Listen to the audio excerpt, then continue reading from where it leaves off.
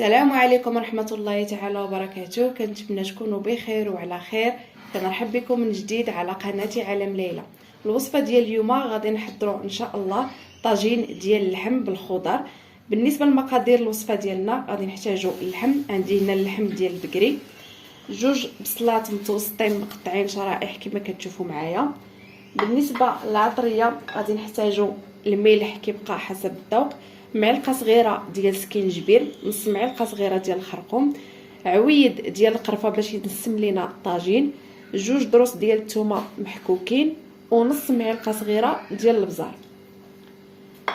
عندي ايضا مزيج بين الزيت النباتيه وزيت الزيتون غادي نصبوا به الطاجين ديالنا، قزبور وبعدنوس. وبالنسبه للخضر غادي نحتاجوا خيزو، بطاطا والشيفلور وواحد المطيشه مقطعه دوائر كما كتشوفوا معايا. بالنسبه للخضر غادي ديروا اللي بغيتو نتوما. غادي نبداو على بركه الله نصبوا الطاجين ديالنا. اول حاجه غادي نحطوا زيت الزيتون على اللحم، بسم الله.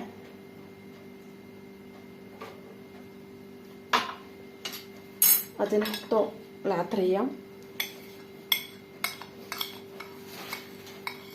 والثومه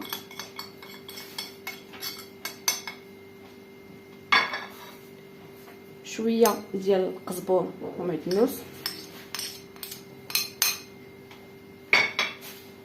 والبصله.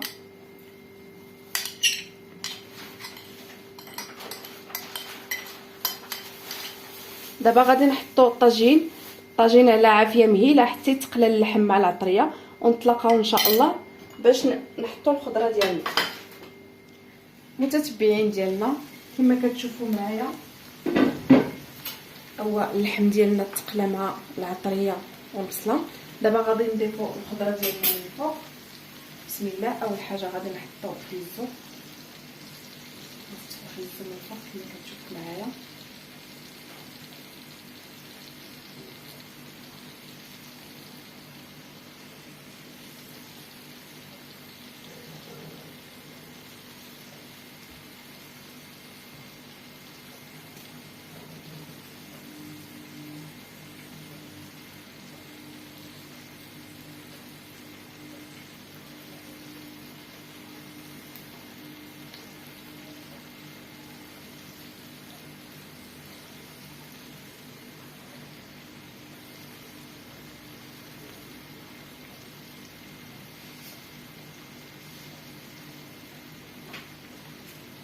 غادي نضيفوا ايضا البطاطا،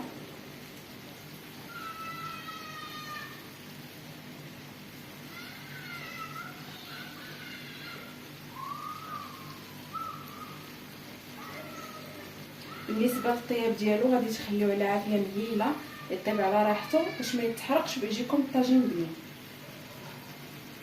دابا غادي نحطوا مطيشه مقطعه دواور كما كتشوفوا معايا،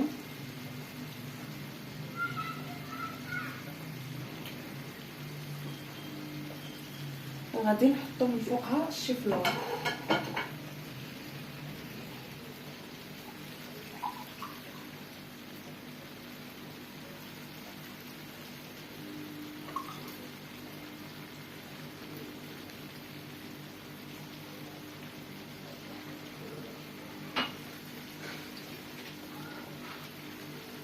صافي دابا غادي نزيدو شويه ديال القزبور والمعدنوس من فوق الطاجين. غادي نرشو شويه ديال الملحه،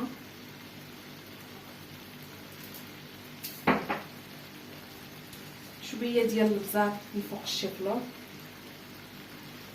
غير شويه ما تكثروش بزاف، وايضا شويه ديال الملح،